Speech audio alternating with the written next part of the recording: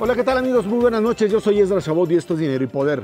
Miguel Ángel Mancera es el virtual candidato de la izquierda para la jefatura de gobierno del Distrito Federal. Se compromete a encabezar un movimiento ciudadano para que la izquierda mantenga el gobierno de la capital. Nos acompaña aquí en el estudio de Dinero y Poder Miguel Ángel Mancera, virtual candidato de la izquierda. Miguel Ángel, muchas gracias por estar aquí con nosotros. Muchas gracias, me da mucho gusto saludarlos. Mauricio González Macarios, que tiene buenas noches. Miguel Ángel Mancera, de la ciudadanía, candidato, dicen, es cierto, miembro del equipo de Marcelo Ebrard, pero no militante de partido político. Es correcto, no tengo militancia activa, pero sí participado en los últimos dos gobiernos, tanto en el del licenciado Andrés Manuel López Obrador, como en el de Marcelo Ebrard Casaubon. Esto implica necesariamente un compromiso mucho más amplio. Cuando uno es miembro de un partido, necesariamente hay compromisos con las corrientes internas, los grupos. ¿Con quién es el compromiso? El compromiso es con la sociedad, obviamente, el compromiso es con la línea de pensamiento de lo que estamos abandonando, de lo que tengo ahora como posible precandidato, estamos como aspirantes a precandidatos, pero con toda la convicción de encabezar ese proyecto, con toda la convicción de seguir la línea de pensamiento, la línea de trabajo que he venido desarrollando, y por supuesto también la continuidad de todo lo que se ha dado en esta ciudad. Para la Ciudad de México se requiere, dicen, continuidad en los proyectos, pero de alguna manera cada candidato, cada nuevo jefe de gobierno tendría que plantear un cambio frente a lo que hay. Sí. ¿En dónde? Mira, continuidad, obviamente hay muchos planes incluso que no se van a agotar. Hay temas que se han iniciado ya, por ejemplo, que tiene que ver con el medio ambiente, que está el Plan Verde. El Plan Verde es algo que se tiene que desarrollar a mediano y algunos a largo plazo, algunos de los proyectos. Continuidad en el tema de movilidad, continuidad en el tema de seguridad, continuidad en muchos de estos esquemas. ¿Qué va a haber? Además de esto, tiene que haber innovación. O sea, tú puedes tener una línea, pero la innovación tiene que venir innovación en la forma de proyectar la economía de la ciudad, en cómo interactuar con toda la gente que puede incentivarla, en el mismo tema de la propia seguridad, pues tiene que haber innovación en la movilidad, tiene que haber innovación en todo lo que tiene que ver con los derechos y las libertades, que eso es básico en la línea de la izquierda progresista. Las elecciones del jefe de gobierno del Distrito Federal ocurren al mismo tiempo que el presidente y es difícil saber cuál de los dos apoya a cuál. En el 2000 la izquierda en la elección presidencial no tuvo un gran desempeño y López Obrador ganó el Distrito Federal por muy pocos votos. Y luego en 2006, que Andrés Manuel fue candidato presidencial y tuvo un gran desempeño, bueno, pues Marcelo Ebrard ganó de calle. Ahora, en esta elección, Andrés Manuel nuevamente compite por la presidencia, no parece que con el mismo éxito que hace 6 años, y esto va a poner mucha presión en la elección del jefe de gobierno, particular para la izquierda. ¿Realmente apoya el jefe de gobierno a la elección presidencial o se cuelga de la elección presidencial el jefe de gobierno? ¿Cómo lo percibes tú? Bueno, yo creo que obviamente el trabajo que se hace en esta ciudad es una carta de presentación, es sin duda un atractivo y algo que pues la ciudadanía tiene que ver, es un poco qué es lo que quieres. Yo lo percibo como un tema de lo que ya tienes y que no quieres perder y que no quieres que cambie. Si ha habido un buen trabajo y ha habido un buen desempeño, pues tú no quieres que esto cambie, quieres que mejore, quieres que haya más, quieres que haya mejor de esto. Entonces, eso yo creo que es un aliciente y es un paso muy importante. Sí, lo dije hace poco, está evolucionando la forma en cómo eliges a los candidatos, está evolucionando la forma en cómo se presenta, la forma en cómo reacciona la ciudadanía. Hay campañas que se han hecho en algunos otros países que solamente tienen que ver con el tema de la imagen, que a veces el discurso ya se pierde. Entonces, tienes que apuntar hacia la modernidad. Yo creo que estas van a ser unas elecciones muy, muy particulares. Estando ya en los momentos de las definiciones, habrá que ver cómo es que cada uno de nosotros se logra comunicar con la gente, cómo logras establecer ese vínculo para convencer, ¿no? Miguel Ángel, en algún momento creo que has sintetizado algunos de tus propósitos en términos de igualdad y de seguridad aquí en la Ciudad de México. ¿Cómo podría avanzarse para hacer de la Ciudad de México una ciudad más igualitaria y más segura? Mira, hay que darle toda la potencia que tiene el programa de Ciudad Segura. México tiene un programa que está trabajando, Ciudad Segura, en donde el concepto de seguridad, por supuesto, primordialmente tiene que ver en la protección de los bienes, y me refiero a la vida, a la propiedad, a la salud, a todos los bienes que tenemos cada una de las personas que habitamos acá. Y el mismo concepto de seguridad es amplio porque aquí interactúa con protección civil, interactúa con el sistema de salud, interactúa con el sistema de aguas. Ahora tenemos un C4 donde podemos coordinar desde un tablero, desde una mesa, todas estas instancias, Procuraduría, Seguridad Pública, Protección Civil, Sistema de Salud, Sistema de Aguas, Sistema de Transporte Colectivo Metro, todo interactuando en beneficio de la seguridad de los habitantes de acá, de los capitalinos. Entonces, ¿cómo lo puedes potencializar? Eso todavía es absolutamente escalable. ¿Cómo lo puedes potencializar? Porque tiene que haber capacitación, tiene que haber incentivos, tiene que haber uso de inteligencia para el desarrollo de las actividades en el campo de los hechos de los terrenos. ¿Y en el terreno de la igualdad? En el terreno de la igualdad, bueno, hay muchos, yo lo veo así, ha habido avances en donde tú primero planteas un ideal, ese ideal después se empieza a reconocer y finalmente puede ser que pare en una ley. Ahora estamos con muchos de estos trayectos en donde empieza a haber, por ejemplo, el tema de la alimentación, ¿no? Alimentación para todos, empieza a ser un tema en donde puedes llegar a generar que haya un reconocimiento, que haya un derecho, que haya una ley. En los temas que se ha trabajado esta ciudad con la diversidad sexual, en los temas que ha trabajado esta ciudad con el acceso a los servicios, en los temas que ha trabajado esta ciudad con el acceso a la economía, a los satisfactores. Yo creo que estos temas digamos, de posibilidad de acceder absolutamente a todos los satisfactores que puede generar esta ciudad, es algo que no se debe de tener. Habrá que cambiar algunas miras, seguramente, probablemente, cuando podamos hacer planteamientos concretos y la ley electoral no lo impida, pues lo diremos, pero algo que te puedo decir de lo que hoy pienso es que el tema de vivienda tiene que evolucionar. Y yo creo que el tema de vivienda puede ser un detonador muy importante.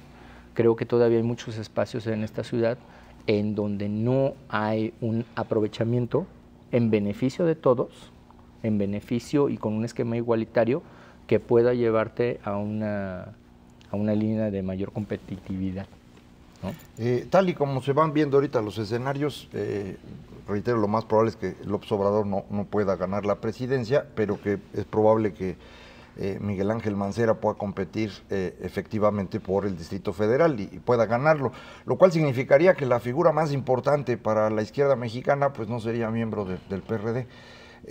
Cómo resolver esta tensión al interior y cómo acompañarte también de las personas adecuadas para cubrir las áreas en las que tú no has trabajado. Tienes una trayectoria en justicia, hay otras áreas en donde hay que conseguir colaboradores, pueden venir del PRD, ese será un buen mecanismo para ir agrupando a este partido. Sí, yo creo que aquí lo fundamental va a ser que de verdad estés representando la línea aspiracional, que estés representando la línea política de las fuerzas en donde eres emblemático. Entonces, se va en una línea trazada, en un trayecto que tiene que ver con esto, con este trabajo, siempre en beneficio de todos, en un trabajo donde se abre la participación de la ciudadanía para las tomas de decisiones, en un esquema en donde estás trabajando por el reconocimiento de los derechos, en donde estás trabajando por los temas de accesibilidad y obviamente con, pues te diría yo, el PT, el PRD, Movimiento Ciudadano, todos en ese mismo canal. Ayer hablaba yo con los compañeros y compañeras de Movimiento Ciudadano y decía que precisamente en la nomenclatura del instituto político pues es donde está la fuerza, la convocatoria que haces es a la ciudadanía. a los y a las ciudadanas. ¿Y el grupo del PRD que pensó que iba a ganar y que no ganó, ya está platicando? Mira, al menos con todos los contendientes de este ejercicio estamos platicando, porque hubo en corto, de verdad fue un ejercicio sui generis, yo lo celebro mucho, y la ciudadanía yo creo que más, porque además se dio de manera muy ordenada, siempre se platicó que las propuestas que fueran útiles las retomaríamos cualquiera, el que resultara vencedor. Entonces, efectivamente eso es algo que está en la mente y que se está trabajando. Hay propuestas muy interesantes de todos y yo creo que se deben de aprovechar. Miguel Ángel, una de las partes fundamentales de tu propuesta está ligada, es cierto, ya dijiste al asunto seguridad, pero la ciudad tiene pues otros matices y otros problemas que plantear. El asunto de la colindancia con el Estado de México, el asunto de la educación, vialidad, transporte, ¿sí? Desarrollo económico. Sí, yo creo que, mira, empezando de la última parte, yo creo que todavía tenemos mucho que trabajar. Es bien sabido que, por ejemplo, nosotros estamos en este país en un tema recaudatorio más o menos del 10%, cuando la OCDE se habla de márgenes más o menos de 25% para que tengas una recaudación sana en los parámetros de América Latina. Quizá que estuviéramos en 18 o 16 podría ser ya bueno. ¿Qué está pasando? Yo creo que hay que revisar muchos temas fiscales, hay que darle a los estados, y aquí va a entrar el tema político, de la reforma política de esta ciudad, que va a ser uno de los temas que se tiene que impulsar necesariamente, porque es una inercia además en donde ya todos están de acuerdo. Todas las fuerzas políticas, y cuando digo todos es PAN, PRI, absolutamente todos. Entonces, ¿qué va a pasar ahí? Bueno, pues ojalá que esto lleve a que le den facultades o que le den mayor responsabilidad recaudatoria también a los estados, que hoy están encargados de recaudar más o menos el 10%, y luego la redistribución de este tema, pues te lleve a esquemas mucho más equitativos, porque lo que llega al Distrito Federal se está midiendo conforme a la población y resulta que se está despoblando, ¿no? Entonces, si sigue este fenómeno, pues al rato la participación va a ser mínima, cuando la realidad es que quien más está aportando es el Distrito Federal. Entonces, eso en el tema económico. Diría yo que en el tema de movilidad hay que cambiar la mira y no solamente pensar en que la movilidad va enfocada al transporte privado. La movilidad tiene que ir enfocada al transporte público, y por eso es que las supervías ahora se piensan con inclusión de transporte express público, para acceso para todo mundo. Por eso ahora se tendrá que pensar, creo yo, necesariamente en proyectos que impliquen la movilidad peatonal. La gente que está en la calle, cuando vas tú transitando, pues también lo hagas de manera cómoda, de manera segura, que cada vez el transporte público sea mucho más eficiente. Hoy tenemos cifras, por ejemplo, en donde el sistema Metrobús es un sistema que del 100% de usuarios, aproximadamente entre el 12 y el 15% tienen vehículos particulares, lo que te dice que, bueno, pues está resultando atractivo. Y cambia el paradigma porque tú observas que los vehículos privados van a vuelta de rueda y el Metrobús va transitando a una velocidad envidiable, ¿no? Entonces, eso es lo que creo que tiene que generar. Tienes que apuntar a temas de movilidad también ecológicos, obviamente. Ese es un reto. Esta ciudad firmó algo pues, que todos sabemos que se denominó Pacto de la Ciudad de México, con más de 190 ciudades, esperando que algún día los países se pongan de acuerdo en el protocolo de Kioto o en la continuidad del protocolo de Kioto, pero acá lo que se firma es un pacto para reducir 7 toneladas de contaminantes. Se lleva ya un avance de más allá del 80%, 82%, en donde tienes 5 toneladas reducidas y que va a contribuir seguramente el cierre del bordo para continuar con esa línea, ¿no? El desarrollo rápidamente, el desarrollo urbano, el crecimiento de la ciudad, leyes de uso del suelo, etc. Sí, hay que hacer un trabajo muy importante con todos los que están participando, hay que tener mucho diálogo con empresas, con todos los desarrolladores. Yo creo que se tienen que hacer esquemas obligatorios que tengan que ver con el urbanismo, que sea perfectamente planeado, esquemas que tienen que ver también con el reaprovechamiento del agua, que eso además hay unas cuestiones ya avanzadas que seguramente van a ser nota en su momento y que se tiene que trabajar por esa línea. Pero además tienes que observar la ciudad, es como si tomaras una vista, ¿no?, satelital y dijeras, oye, ¿y qué hay aquí? ¿Qué es todo este cuadro? Pues nada, fíjate que son unas fábricas que están abandonadas. ¿Y por qué no desarrollamos algo ahí? ¿No? Incentivamos la economía, se genera población, se da desarrollo. No, o sea, no hagamos un desarrollo de alto lujo, no es esa la visión, sino es una visión, hacemos algo que funcione para todos. Miguel Ángel Mancera, precandidato de la izquierda a la jefatura de gobierno capitalino, muchísimas gracias. Muchas gracias, ya hablé mucho, ¿eh? No, para nada, al contrario, muchísimas gracias. Vámonos a una pausa. Por la invitación. Esto es Dinero y Poder. En días pasados, el presidente Felipe Calderón firmó el decreto de la Ley de Asociaciones Público-Privadas. Los empresarios del país dijeron que tienen listos 240,000 millones de pesos para invertir. Los legisladores de diversos partidos señalaron que esto detonará la economía nacional y la creación de millones de empleos. Para hablar de este tema nos acompaña aquí en el estudio de Dinero y Poder Alejandro Díaz de León, titular de la Unidad de Crédito Público de la Secretaría de Hacienda. Alejandro, buenas noches, gracias por estar aquí con nosotros. Al contrario, un gusto estar en tu programa. ¿Qué es lo que hace esta ley? O sea, ¿por qué es tan importante entrar o en un esquema en donde la asociación entre lo público, la inversión pública y la privada tenga un marco legal, como si esto no existiese antes? De alguna otra manera ya se podía hacer muchas de estas asociaciones, pero no de la manera más eficiente. No había un ordenamiento claro, específico y que permitiera que se hiciera al menor costo posible, lo que también redunda en un menor volumen de proyectos. Para explicar, es esta posibilidad de que el gobierno entre en un proyecto, ponga el dinero y particulares también intervengan, invierta. Ese es uno de los casos. No nada más tiene que poner dinero, el gobierno federal podría poner una concesión, no necesariamente tienen que ser recursos presupuestales, es más amplio, pero claramente un caso es ese. Y la gran ventaja es que permite que la relación contractual y el armado del proyecto se haga de una manera mucho más ágil, no solo en menor tiempo, sino también con un menor costo. Y cubre toda la etapa de la vida del proyecto, que va desde preparar el proyecto, las autorizaciones necesarias, el concurso para ver quién lo realiza, el seguimiento del propio proyecto y en su caso su terminación. En los viejos tiempos, aquí en México, la inversión pública era determinante para que funcionara este país. Yo recuerdo, una de las cosas más difíciles de explicar en economía es la inversión, por qué se invierte. Y en México lo que realmente explicaba la inversión privada era la inversión pública, no ninguna otra cosa. Si el gobierno ponía dinero, los inversionistas privados llegaban e invertían sobre los mismos proyectos. Esto fue lo que tuvimos durante muchísimo tiempo en México, pero no había este marco legal, era otra época.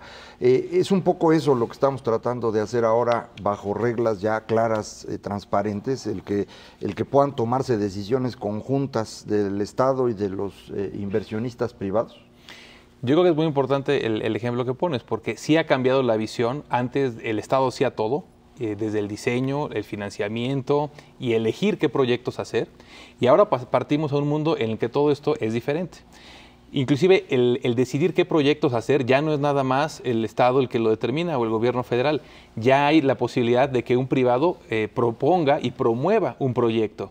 Y yo creo que esto es abrir de manera muy importante tanto la tubería de proyectos posibles a realizar, como cómo organizarlo, cómo empaquetarlo y además cómo financiarlo. Y lo que esto va a permitir es que se puedan realizar mayor número de proyectos, mayor volumen de obra y con un menor costo. Es decir, potenciar los recursos públicos que siempre son escasos y más si queremos pues como conservar la estabilidad macroeconómica que hemos mantenido y que nos ha permitido sobrellevar los difíciles momentos de la crisis europea, etcétera. Si no queremos arriesgar eso y queremos potenciar los recursos que se cuentan, este es un mecanismo muy útil para poder hacerlo. Alejandro, al inicio de esta administración, el gobierno planteó un plan de infraestructura a nivel nacional. Y aunque hay que reconocer que se avanzó en ese tema, pero quizá no se avanzó todo lo que se deseaba. Muchas quejas venían de los empresarios, de que se atoraban los proyectos, de que era difícil ejecutarlos, de que era difícil realizarlos, de que no tenían certeza jurídica. Hoy, a la luz de esta ley de asociaciones público-privadas, decía Israel, los empresarios están entusiasmados, dicen que tienen hasta 240,000 millones de pesos para entrarle. la verdad, ¿es realista eso? ¿En qué sectores se puede dar? ¿Qué tanto de eso se podrá dar en los próximos 1, 2 o 5 años? O sea, ¿de qué plazos estamos hablando? Y sobre todo, ¿qué beneficios podría traer para la economía nacional?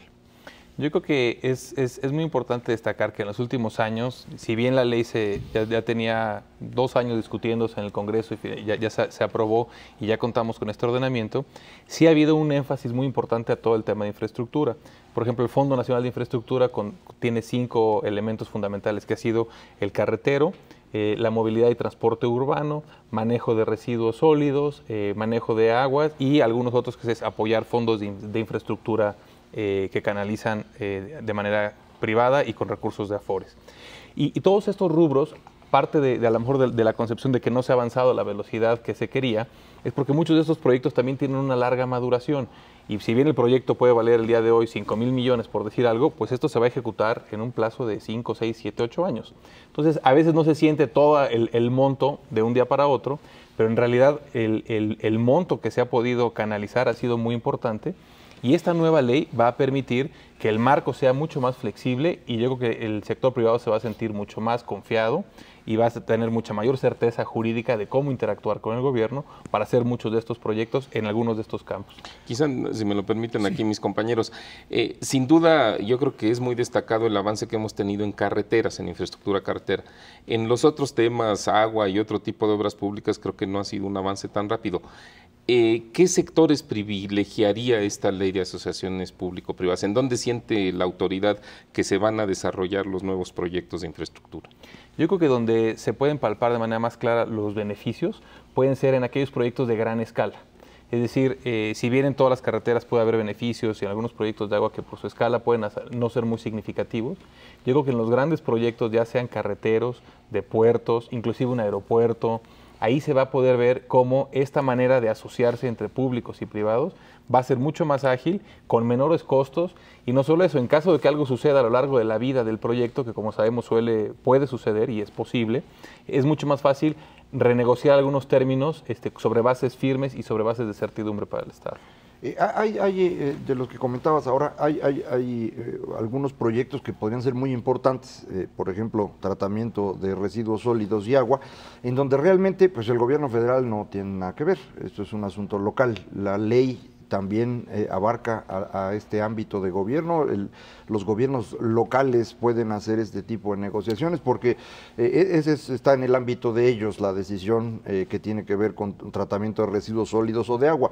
Y un caso parecido sería el asunto de energía. Hay una gran cantidad de proyectos de energía que se podrían hacer, nada más que ahí nuestro problema es las paraestatales. Entonces son como dos cosas que todos nos imaginamos como parte del gobierno, pero que realmente no son el gobierno federal.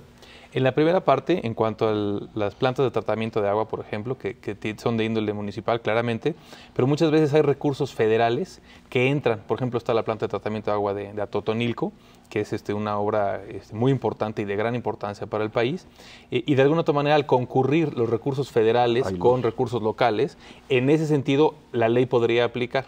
Que sentimos que es una gran ventaja para que también en proyectos que son de gran impacto municipal y regional, al concurrir los recursos federales, se puede utilizar este nuevo marco legal. En cuanto al tema energético, claramente quedan reservados lo que está reservado en otros lugares. Esto no abre, por así decirlo, ese rubro, pero permite que lo que sí ya se podía hacer se haga de una mejor manera.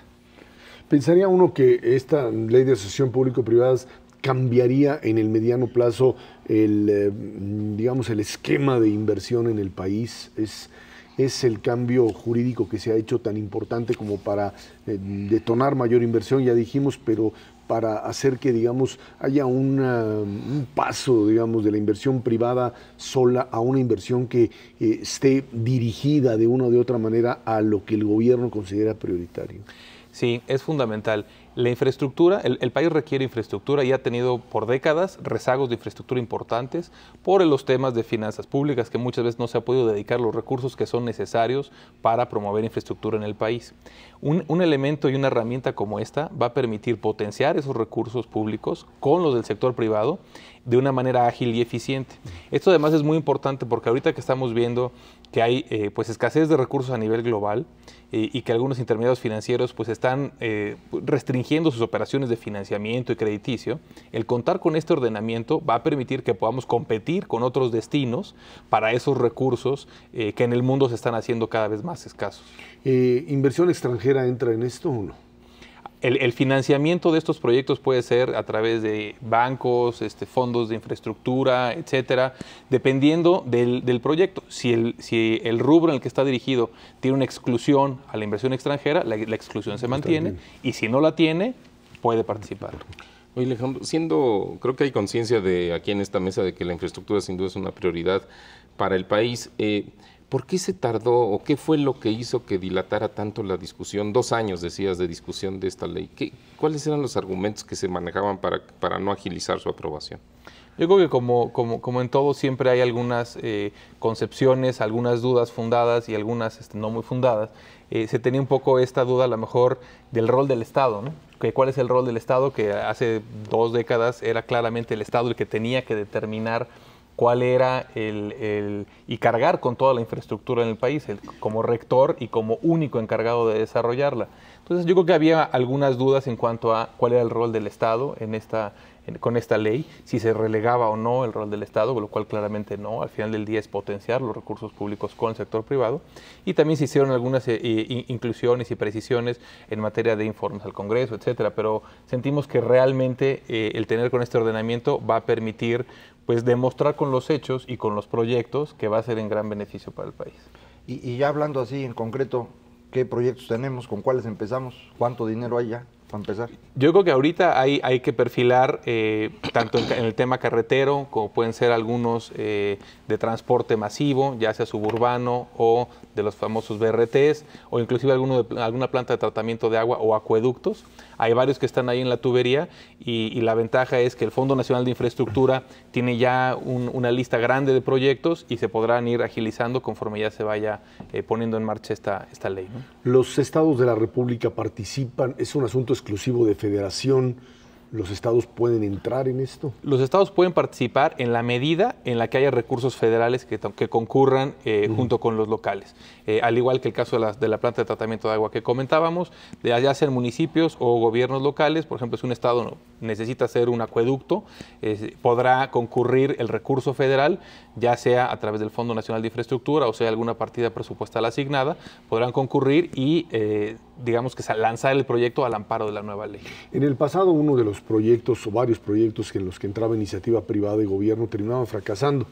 Hablaste del asunto carretero, en algún momento esto terminó siendo un verdadero desastre. ¿Cómo garantizar que esto no suceda?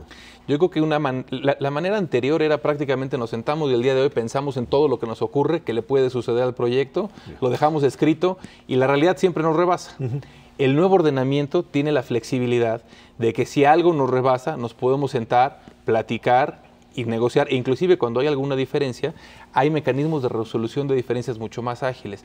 Hay un comité de expertos que puede dar un punto importante, hay también la posibilidad de que haya un arbitraje y que el arbitraje pues realmente obliga a las partes, y esto puede ser más ágil que ir a un litigio que puede llevar muchos años en detrimento del propio proyecto de inversión y además de el Estado y el sector privado. Alejandro Díaz de León, titular de la Unidad de Crédito de la Secretaría de Hacienda, muchísimas gracias por estar aquí con nosotros. Al contrario, un gusto. Vámonos a una pausa. Esto es Dinero y Poder. El PRI y el partido Nueva Alianza rompieron su coalición electoral con la que participarían en la elección federal del 1 de julio.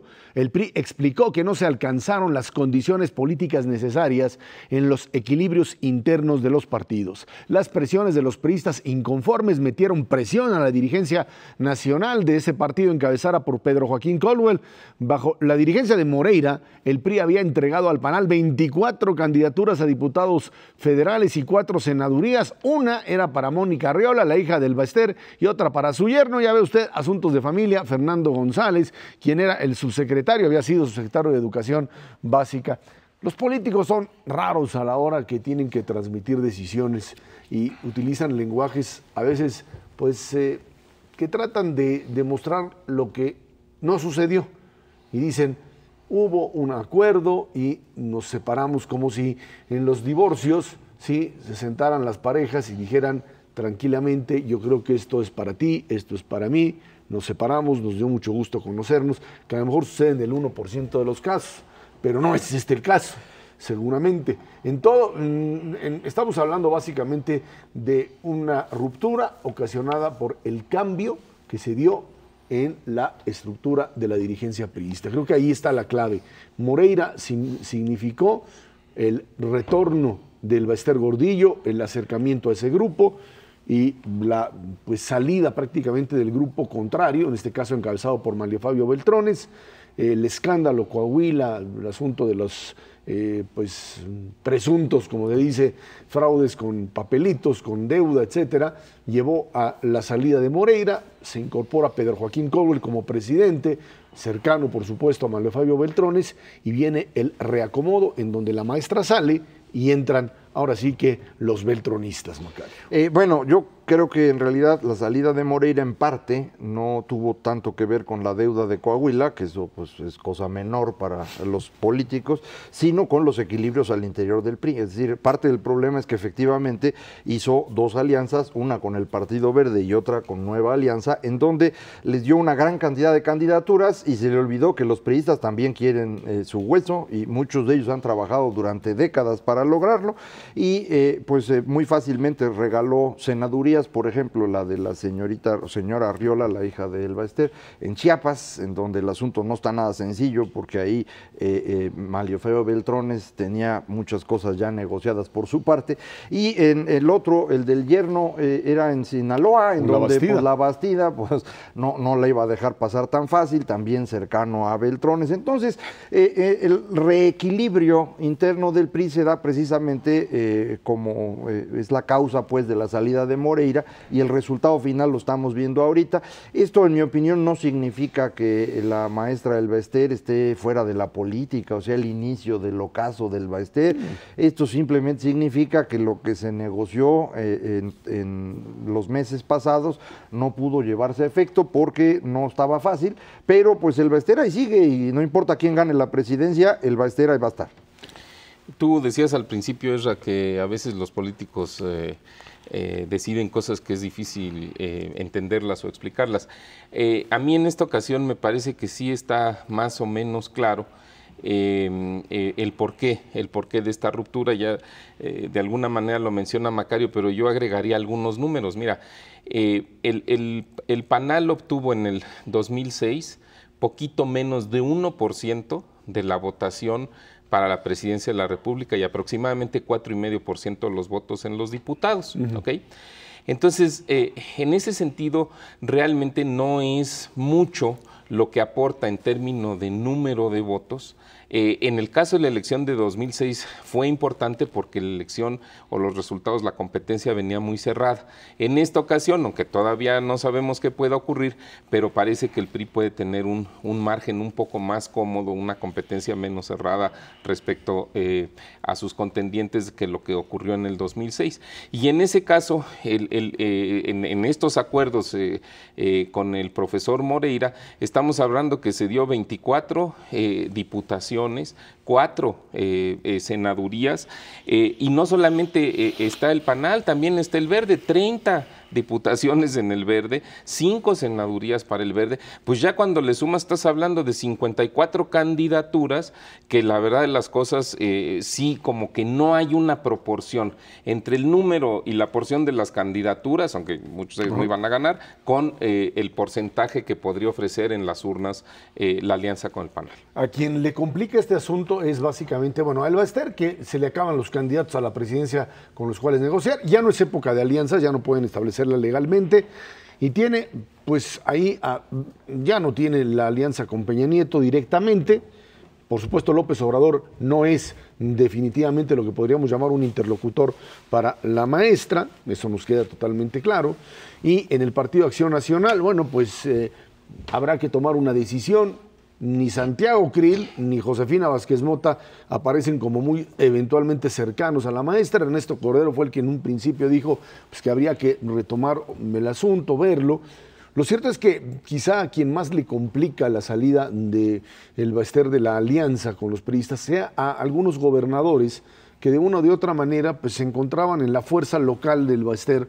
Esta posibilidad de pues, mover a sus diputados, a sus senadores, darle fuerza. El Baester va a tener que negociar ahora, pues ahora sí que al menudeo se le fue el mayorista, ¿sí? Ya no están los grandes con los que puede negociar y tendrán como partido chiquito que empezar a entrar en este esquema de negociación pequeña, en donde si los márgenes son chicos, si hay una enorme competencia, entonces tu voto, tu capacidad de movilizar cuenta. Si las diferencias, como tú dices, son mayores del 4 o 5%, el voto de los chiquitos simplemente no cuenta. Pero Nueva Alianza tuvo 4 puntos en la elección pasada. En las elecciones de diputados y senadores son 4 puntos. 4 puntos es un montón. No tuvo los 4 puntos en la presidencia porque lo que dijo la misma el Baester y el uno de los 3. de Nueva Alianza dijeron votan uno para Nueva Alianza y con el voto presidencial hagan lo que quieran. Eso fue lo que dijo el Baester en aquel entonces. Ahora puede hacer exactamente lo mismo, tener un candidato que sirva para sacar un puntito o lo que sea, es irrelevante realmente. La importancia para ese partido es mantener estos 4 puntos en la votación de diputados, eso le permite mantener su registro, tener a sus diputados y senadores y con eso seguir adelante. Bueno, ha venido cayendo, porque tuvo 4,5%, un poco, 4,5% tuvo en el 2006, pero en el 2009 en senadores y diputados tuvo... en diputados 3,5%, perdón, en diputados tuvo 3,5%, o sea, ahí viene, sí, sigue arriba del 2, pero no está subiendo, pero está bajando. yo creo que ahí no estoy de acuerdo con Macario, no creo que nada más jueguen a mantener el coto de poder como tal, no es solamente mantener lo que algunos llaman el negocio y decir, bueno, pues con el 4% aquí nos mantenemos. En una elección presidencial, ahí están las conversaciones de El Baester que fueron luego filtradas sobre a quién podían apoyar, cómo mover. De una o de otra manera los grandes se convierten en interlocutores de los chicos y estos juegan, estos aparatos corporativos todavía, aunque no tienen la capacidad de obligar al maestro a votar, en este caso que es el partido del Sindicato de Trabajadores de la Educación, pero finalmente hay un cierto compromiso y una fuerza, y yo creo que en ese sentido ahí estará el partido Nueva Alianza diciéndole a panistas y a priistas y eventualmente a perredistas, si el asunto se da, que ahí está un voto que está dispuesta a poner en la mesa. Y también la maestra El Baester es bien conocido que no solamente tiene los legisladores propios del PANAL en las cámaras, ella también apoya o ha apoyado a otros candidatos de otros partidos que están en la legislatura y que de alguna manera no existe una coordinación y una afinidad con ella. Entonces, en ese sentido, sin duda su área de influencia, por llamarle de alguna forma, en el Poder Legislativo es bastante más amplia que la circunscripción de solamente el PANAL, ¿no? Nada más es un problema de argumento lógico. Según la leyenda urbana, el Baester fue determinante en la elección de 2006 y estaba en la misma situación que está hoy. No fue en alianza con nadie y llevó su candidato presidencial independiente y supuestamente, según lo que dicen muchísimos, fue determinante en la elección. Pues hoy puede hacer exactamente lo mismo, en consecuencia no ha perdido nada. No entiendo yo. Bueno, no, si hay una diferencia, es que es determinante cuando... Danos chance de hablar. ¿No? Es determinante. Es determinante cuando hay una diferencia que no está tan cerrada. O sea, entre más cerrada la diferencia, pues más determinante el voto en el margen del Macario, ¿se dio una negociación con el Baester y el Partido Acción Nacional? Se dio, porque si no, no hubieses tenido las posiciones que ella obtuvo tanto en la Secretaría de Educación Pública como en el resto de las instituciones. Supongamos que es cierto todo eso. Estaba exactamente en la misma situación que está hoy. Entonces, ¿por qué hoy perdió algo al romperse la porque estaría en una posición diferente. Es muy distinto ser parte de una alianza directamente grande con el partido, con lo que le estaban dando, frente a lo que implica ahora empezar a negociar desde abajo. Eso yo creo que es un punto que hay que tomar en cuenta. A partir de eso, yo creo que el gran ganador de esto en todo caso es el PRI. El PRI es el que se quita algo que de una manera muy clara pues le restaba poder interno, consolidan, ya vemos ahora la figura de Manlio, su yerno, etcétera, todo el grupo empieza a consolidarse y Fabio Beltrones, que a veces lo veías fuera del PRI o buscando opciones alternas, hoy está más adentro y más identificado con la candidatura de Peña que lo que era hace unos cuantos días. ¿De acuerdo o no? En esto último sí, pero no tiene nada que ver con el Baester. Bueno, Este es Macario Schettino, Mauricio González. Vámonos a una pausa. De regreso platicamos con usted. Crecimiento económico en el país, problemas todavía de la economía mexicana. Esto es Dinero y Poder. El desempleo en México continúa a la baja. En diciembre de 2011 llegó a 4.5% de la fuerza laboral. Esto significa que 2.300.000 personas no tienen trabajo. Esta tasa es menor a la de diciembre de 2010, que estaba en 4.94%, pero mayor al promedio alcanzado antes de la crisis 2009, cuando fue de 3.5%. Sin embargo, el entorno para 2012 no se ve fácil. El Banco Mundial advirtió que la crisis de Europa entró en un periodo peligroso y ya se propagó a los países en desarrollo y naciones de altos ingresos. El problema económico, yo quiero un poco, antes de entrar específicamente en el tema de los índices, los indicadores, hay en este asunto de las campañas políticas que se están manejando ahora, la tendencia, tanto en el PRI o en el PRD, a utilizar como argumento la crisis económica. Ayer escuchaba a Manuel Fabio Beltrones y a algunos de los líderes priistas manejar esta tesis del desastre económico.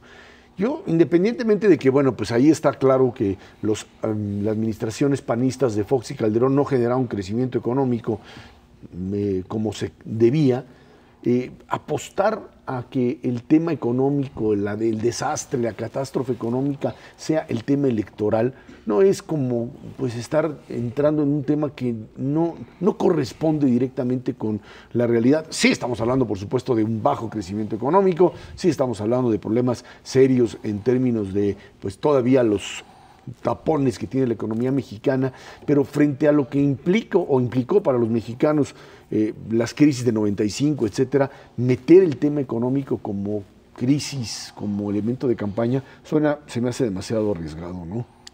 Pues sí, yo creo que es apostarle equivocadamente y te soy sincero, Ezra, porque lo que importa no es solamente, bueno, no es si el nivel de la actividad económica, el crecimiento económico es bajo, es moderado o es alto.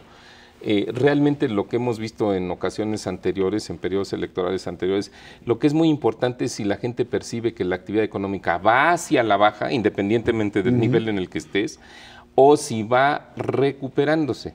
Y en esta ocasión creo que la economía está clarísimamente caminando en el sentido de la recuperación. Hoy mismo nos acabamos de enterar que el indicador global de la actividad económica tuvo un aumento de 3.8%, eso te da un promedio ligeramente superior al 4% en los primeros 11 meses del año. Esto implica que cuando conozcamos la cifra del Producto Interno Bruto para el 2011 va a estar cerca del 4%, ¿no? Y aunque efectivamente los focos amarillos y rojos en el entorno internacional siguen prendidos, porque no se han apagado, es muy factible que la economía crezca el transcurso del 2012, pues digamos entre 3,5 y 4% para darnos un margen de seguridad. Y en ese contexto, con el ascenso que eso implica para el empleo, con el ascenso que eso implica para ligero o modesto del poder de compra de los salarios, pero a fin de cuentas ascenso, es muy probable que hacia julio el electorado, la ciudadanía llegue con una percepción de que la economía está avanzando, no a la tasa que todos quisiéramos, pero que siga avanzando, o sea que no hay un deterioro, y esto pues me parece que efectivamente apostarle a la crisis de la economía familiar, de que pueda recrudecerse en el mes de julio, pues la verdad creo que sí es una apuesta muy arriesgada que no se va a cumplir para los que la hagan. Además, este es un año electoral y en los años electorales los primeros 6 meses tienen un mayor crecimiento significativamente. Entonces, lo más probable es que de aquí a julio no solo estemos creciendo 3,5, 4, sino probablemente más, para que ya en la segunda parte del año pues ya bajamos y alcanzamos el promedio.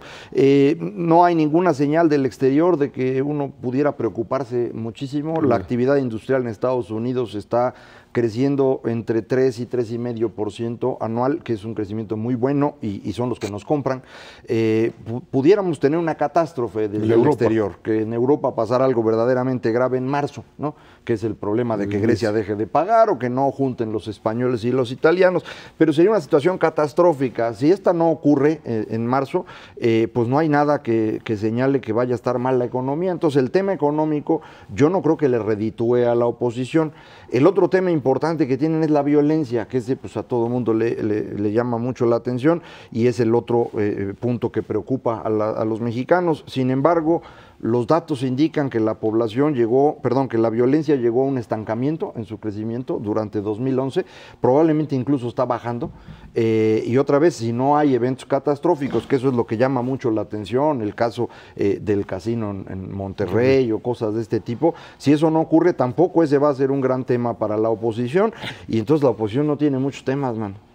Pero en todo caso, cuando estamos hablando ya de niveles de empleo y de desempleo, en respecto a actividad económica, habría que entrarle, es cierto, a la creación o generación de empleos formales, pero también al crecimiento propio de economía informal y a partir de eso, pues establecer qué es lo que sí se ha modificado y qué es lo que sigue estando pendiente como parte del modelo de desarrollo, ¿no? Mira, lo que tú mencionabas hace rato, que es, bueno, eso nos dicen las estadísticas, efectivamente la tasa de desempleo ha venido disminuyendo ligeramente, pero bueno, por lo menos se está moviendo en el sentido correcto.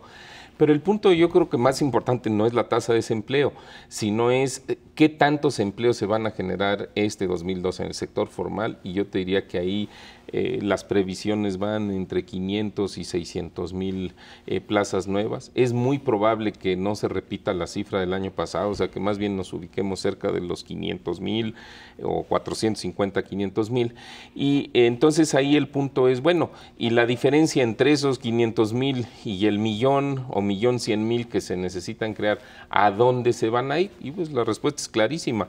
La gran parte, una vez más, porque no así ha sucedido desde hace muchos años, se irá a la economía informal y probablemente porque la economía de los Estados Unidos ya no ha dado mayores signos de desaceleración y podría con suerte empezar a repuntar un poco, sobre todo ciertos sectores como eventualmente podría ser el sector de construcción, pues eso haría otra vez que se abrieran oportunidades de trabajo para los trabajadores, para los mexicanos trabajadores migratorios en ese país. Entonces ahí también hay una válvula de escape que ha sido tradicional, pero sin duda lo que es claro es que la economía informal pues va a tener un incremento este año más o menos como lo ha tenido en años anteriores. Un elemento relevante que nunca se acuerda uno es que el año pasado fue el más grande en población que llega al mercado laboral. A partir de este año va a empezar a bajar.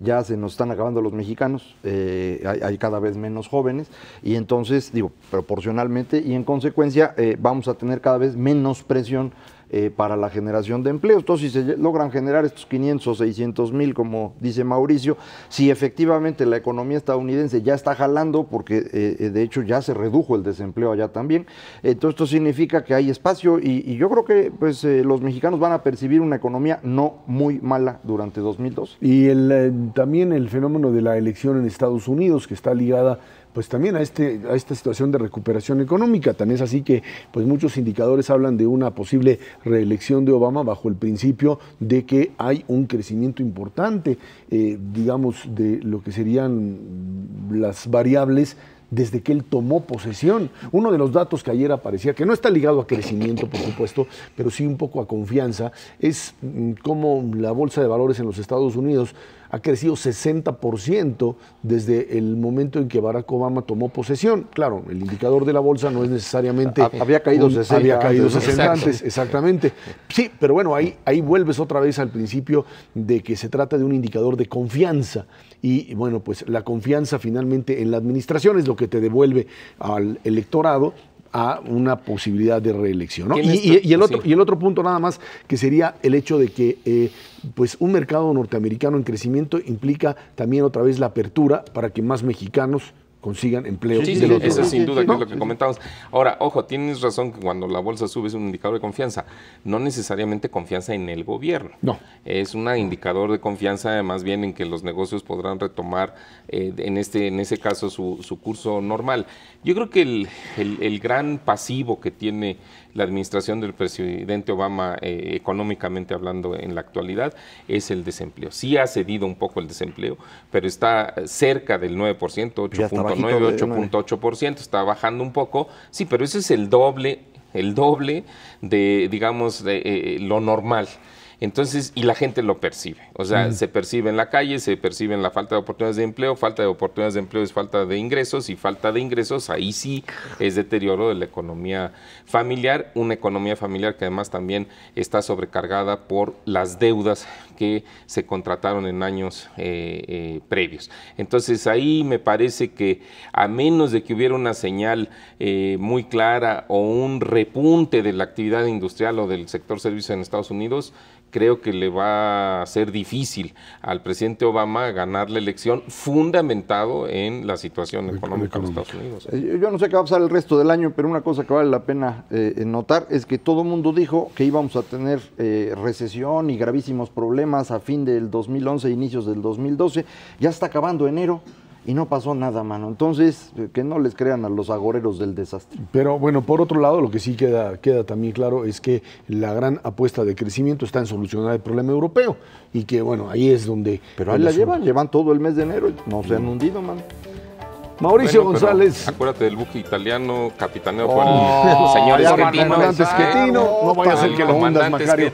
Macario Schettino, muchísimas gracias. Gracias a usted que nos ve y nos escucha todos los martes aquí en 11 TV México, Dinero y Poder. Estamos también en la radio Noticias MBS en el 102.5 del FM de lunes a viernes de 5 de la tarde a 7 de la noche. Por nuestra parte, muchísimas gracias y muy buenas noches.